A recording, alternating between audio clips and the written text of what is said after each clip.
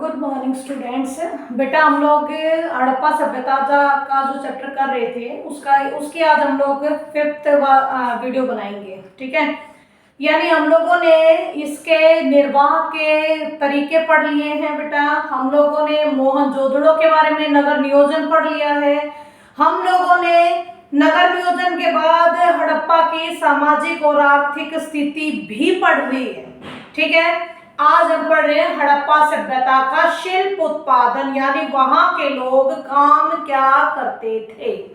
ठीक है, तो आज हम इसके काम क्या करते थे, किन किन चीजों के माध्यम से वो अपने काम संपन्न करते थे, वो सब आज की वीडियो में करेंगे। ठीक है, जिसमें शुरुआत करते हैं बेटा हड़प्पा सभ्यता में शिल्प उत्पादन। शिल्प यानी शिल्प ये जो आप लोगों के हाथ से जो वर्क होता है, जिसमें हाथ से डिजाइन बनाए जाते हैं, हाथ से चीजें बनाई जाती है, जैसे मूर्तियां बना दी, मनके बना दिए।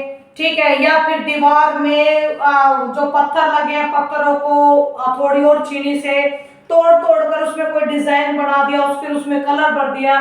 ये सब बेटा आप लोगों का शिल्प होता है। ठीक है, तो आपके सिंधु घाटी सभ्यता के लोग शिल्प उत्पादन का काम करते थे। ठीक है, इसके लिए सबसे पहले आपको पता होना चाहिए कि जो चहुंदड़ो है, चहुंदड़ो जगह का नाम है ये। आप इसके सेकंड वाले पेज पर लेफ्ट हैंड साइड जो ऊपर की तरफ आपका एक मैप बना हुआ है, उसमें अलग अलग जगह दे रखे सिंधु घाटी सभ्यता की। इस वाले पैराग्राफ को या फिर इस वाले टॉपिक को करने के लिए आपको उसमें से दो तीन चीजें देखनी बहुत जरूरी है। चहुंदड़ो जो कि नॉर्मली आज की बारी में अगर हम बात करें तो आप लोगों को पाकिस्तान में नजर आएगा। ठीक है, चहुंदड़ो उस टाइम पर शिल्प उत्पादन का मुख्य केंद्र था, यानी यहाँ पर शिल्प उत्पादन का काम किया जाता था। ठीक है बच्चे, एक पॉइंट हो गया क्लियर आप लोगों का। सेकंड, शिल्प कार्य, यानी ये लोग हड़प्पा सभ्यता के या सिंधु घाटी सभ्यता के लोग क्या शिल्प कार्य करते थे, काम क्या करते थे शिल्प में। मनके बनाते थे, शंख की कटाई करते थे, उससे अलग अलग तरह की चीजें बनती थी। शंख से बेटा बर्तन और सजावट की चीजें भी बनाया करते थे। शंख से ये मनके भी बनाया करते थे। ठीक है, पता है ना शंख जो आपके समुद्री इलाके में पाया जाता है। इसके बाद मोहर बनाना, यानी मोहरे भी बनाया करते थे, ये बाट भी बनाते थे। ठीक है, तो ये सारा का सारा काम शिल्प कार्य में आता है, इसलिए मैंने इसको अलग करके लिख दिया था।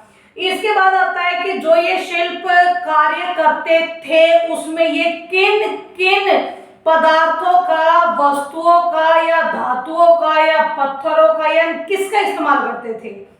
तो इसमें प्रयुक्त पदार्थ या प्रयुक्त वस्तुएं तीन तरह की, जो मैंने तीन अलग अलग बांट दिया आप लोगों को, इजीली लर्न हो जाएगा इसलिए बांट कर लिखे हैं। जैसे पत्थर इस्तेमाल होते थे, कार्नेलियन का पत्थर, जैस्पर का पत्थर, स्फटिक का पत्थर, क्वार्टर्स का पत्थर और शेल खड़ी का पत्थर। शेल खड़ी याद करो, जो हमारी पहली मोहर मिली थी, ये जो हमारी पहली मोहर मिली थी ये भी आप लोगों को शेल खड़ी के पत्थर से बनी हुई मिली थी, है ना। जो चैप्टर के स्टार्टिंग में ही आप लोगों की फर्स्ट सेंटेंस है वो यही है कि मोहर मिली, और ये मोहर हमने जब हमारे पुरातत्ववेताओं ने जब इसका खोजबीन करी तो हमें पता लगा कि शेल खड़ी के पत्थर से बनी हुई है। ठीक है, तो ये वाला शेल खड़ी, ये सारे पत्थरों के नाम है बेटा। इन सब पत्थरों में सबसे वो कहते हैं ना कि नर्म नर्म, जिसको आसानी से काटा पीसा और सब कुछ किया जा सकता है, इसको थोड़ा सा आगे बताऊंगी। तो फिलहाल ये पत्थर है बेटा जिनके ये मोहरे वगैरह, मनके, मेनली इनके मनके बनते थे क्योंकि कलरफुल होते हैं। आप लोगों के अलग अलग तरह के पत्थर, रेड कलर का, ब्लू कलर का। ठीक है, तो इससे मनके बड़े सुंदर बनते थे। और कुछ धातुओं से भी मनके वगैरह बनाया करते थे, जैसे कि तांबा, कांसा, सोना, इनके भी मनके तैयार किया करते थे। मनके भी तैयार करते थे और अलग अलग तरह की और भी चीजें तैयार करते थे, लेकिन नॉर्मली करते थे सजावट वाली। ठीक है, इसके बाद शंख, शंख व फ्रियोन्स, फ्रियोन्स जो पिछले वाली उसमें बताया था आप लोगों को कि ये जो फ्रियोन्स से जो चीजें बनती थी वो हमेशा महंगी ही होती थी, बढ़िया क्वालिटी हुआ करती। फ्रियोन्स याद करो, ये वाला फ्रियोन्स मैं बता चुकी हूँ। यानी शंख और फ्रियोन्स का इस्तेमाल भी करते थे ये शिल्प कार्य करने के लिए, ठीक है। इसके बाद जो ये मनके बनाया करते थे, अब ये तुम कहोगे मैडम बार बार मनके मनके मनके करे, मनके आखिरकार होते क्या है? बेटा मनके होते हैं आप लोगों की जो लड़कियां मालाएं पहनती हैं, या फिर सिर्फ लड़कियां ही क्यों पहनते हैं बेटा, ये तुम्हारे रुद्राक्ष होते हैं, ये कई तरह के जो मालाओं में पिरोए हुए होते हैं, है ना। यानी पूरा मनका होता है, उसके अंदर से छेद होता है जिसमें वो धागे में पड़ जाता है और हम लोग गले में पहन लेते हैं। ये तो मैं नहीं कह सकती हूँ क्योंकि ये तो आपस में कड़ियों से जुड़ी हुई है, लेकिन धागे के अंदर एक के बाद एक, एक के बाद एक के बाद एक के बाद एक डाल के जो वो मालाएं बनती हैं, नॉर्मल मालाएं भी, रुद्राक्ष की मालाएं भी, फूलों की मालाएं भी, ठीक है। तो आप लोगों के ये मनके हैं जिनसे हम लोग मालाएं वगैरह बनाने का काम करते थे, ठीक है। तो ये मनके हम उनको बोल रहे हैं। इन मनकों के कई तरह के आकार होते थे, जैसे कि चक्राकार, चक्कर के आकार का, बेलनाकार यानी लंबे लंबे बेलन की तरह, ढोलाकार यानी ढोल की तरह बीच में से काफी मोटा, या फिर खंडित यानी छोटे छोटे छोटे छोटे छोटे छोटे, उनको अलग अलग शेप के जिनको आपस में पिरोकर एक नई तरह का डिजाइन हम लोग बना देते हैं, ठीक है। तो ये 4-5 तरीके हैं आप लोगों के मनकों के आकार के। आई थिंक ये 4 चीजें समझ में बहुत अच्छे से आ गई होंगी। शिल्प कार्य, दोबारा सुनो, शिल्प कार्य, चहुंदड़ो मेन सेंटर बना, शिल्प कार्य में मनके बने, बाट बने, आप लोगों की मोहरे बनी और शंखों की कटाई करके चीजें बनाई गई। प्रयुक्त सामान क्या क्या? पत्थर हुआ, इतने सारे पत्थर हो गए ना, धातुएं हुई, 3 धातुएं हैं, या फिर शंख और फ्रियोन्स का इस्तेमाल किया हम लोगों ने, मनकों को इन अलग अलग आकृतियों में ढालकर हम लोगों ने मालाएं तैयार की, ठीक है। आई थिंक इतना हिस्सा आप लोगों का हो गया होगा क्लियर। नेक्स्ट पे आओ, शेल खड़ी से मनके बनाना। सिंपल है, मैं कह रही हूँ ना कि शेल खड़ी सबसे मुलायम पत्थर माना जाता है। ये पत्थर ऐसा माना जाता था कि इसको कूट कर तोड़ कर चूरा बनाया जा सकता है, इसको आटे की तरह गूंथ कर इसे किसी शेप के ढांचे में डालकर, इसको शेप यानी जैसे ईंट बनाते हैं उसको साचे में ही तो डालते हैं मिट्टी को, है ना, और उस पर जब आप ऊपर से ढक देते हो तो जो उस पर नाम लिखा होता है वो शीट पर छप जाता है, ठीक है। ये फिलहाल आप लोगों का ईंट की तरह तो नहीं, लेकिन इसका भी एक सांचा होता है जिसमें ये उस पत्थर को, गुथे हुए पत्थर को रखते हैं और फिर उससे शिंक एक प्रॉपर शेप बनती है और वो फिर मन का निकाल लिया जाता है। और एक प्रॉपर आता है आप लोगों का धातु क्या कहूँ, औजार कहूंगी, कि जिससे उस मनके के बीच में से उसको गुजारा जाता है और बीच में से जो धागा निकलता है ना आप लोगों का, उस धागे यानी धागे के निकालने की जगह बनाई जाती है उस मनके में से, ताकि उसको पिरोकर फिर हम लोग माला तैयार कर सके, ठीक है। तो शेल खड़ी के पत्थर से मोहरे बनाना सबसे इजी था, ठीक है।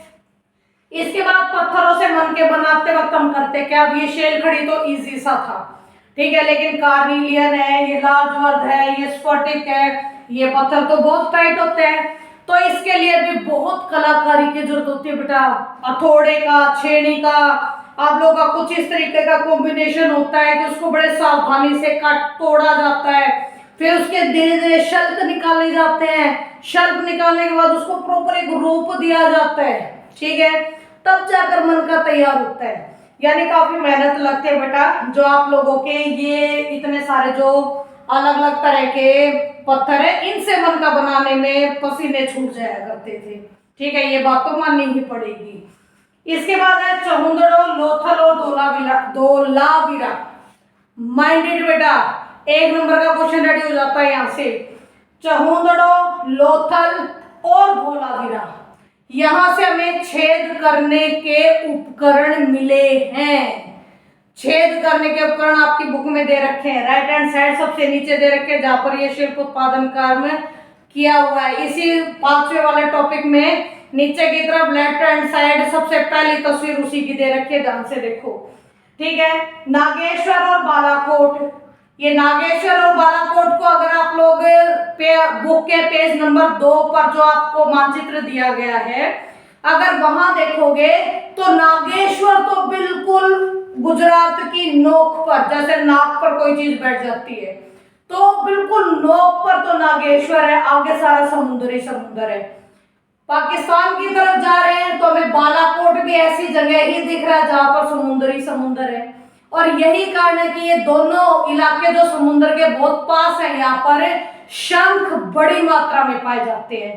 तो इन दोनों इलाकों में शंख से शिल्प कार्य होता था।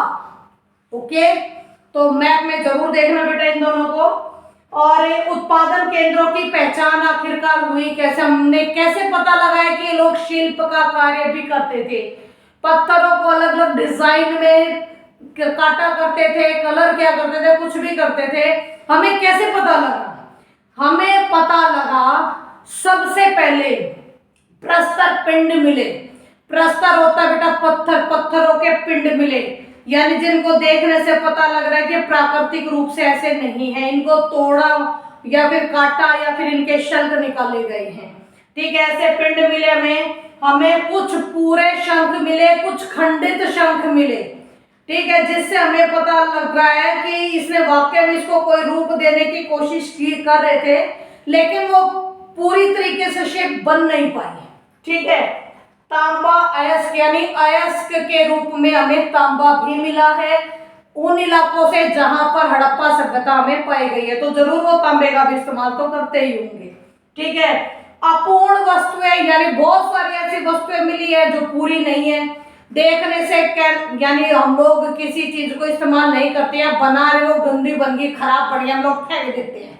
ठीक है, तो ऐसी चीजें जो बहुत बड़ी मात्रा में फेंकी गई वो एक जगह में कूड़े करकट के रूप में मिली हैं। ठीक है, जब इतना सारी चीजें जब एक ही जगह मिली है तो जरूर इस जगह पर शिल्प से रिलेटेड काम होता होगा, तभी तो सारा कूड़ा करकट एक जगह मिला है। हम लोगों ने इसी तौर तरीके को इस्तेमाल किया और इसी से हमारे पुरातत्ववेत्ताओं ने डिसाइड किया कि भाई यहाँ पर ये चीजें मिली है, पक्का ये इलाके शिल्प उत्पादन का कार्य करते होंगे यहाँ पर हड़प्पा के लोग। ठीक है, मेरे हिसाब से बेटा एक टॉपिक को ले जा रही हूं बहुत स्मूथली, हर चीज को अलग अलग लिख के, ज्यादा भी नहीं होना तो मुझसे, तो सिर्फ जो ब्लैक बोर्ड पे लिखती हूँ बस उसको ही उतार लिया करो। आप लोगों का लंबी चौड़ी व्यवस्था हो जाएगी पेपर में पास होने की। ठीक है, तो इसके जो 8 नंबर के क्वेश्चन है वो तुम इन छोटे छोटे पॉइंटों से ही 8 नंबर का क्वेश्चन भी निकाल पाओगे, गारंटी है बेटा। क्योंकि जिस तरीके से करा रही हूँ, सोच रही हूँ कम टाइम में ज्यादा से ज्यादा आप लोग पढ़ सको और एग्जामिनेशन के पॉइंट ऑफ व्यू से अच्छा करके दिखा सको। ठीक है, अपनी कोशिश तो बेटा पूरी है, आगे आपकी जिम्मेदारी है। चलिए अगली वीडियो में मिलते हैं फिर हम लोग, ठीक है, इसका नेक्स्ट टॉपिक लेकर। थैंक यू वेरी मच बेटा।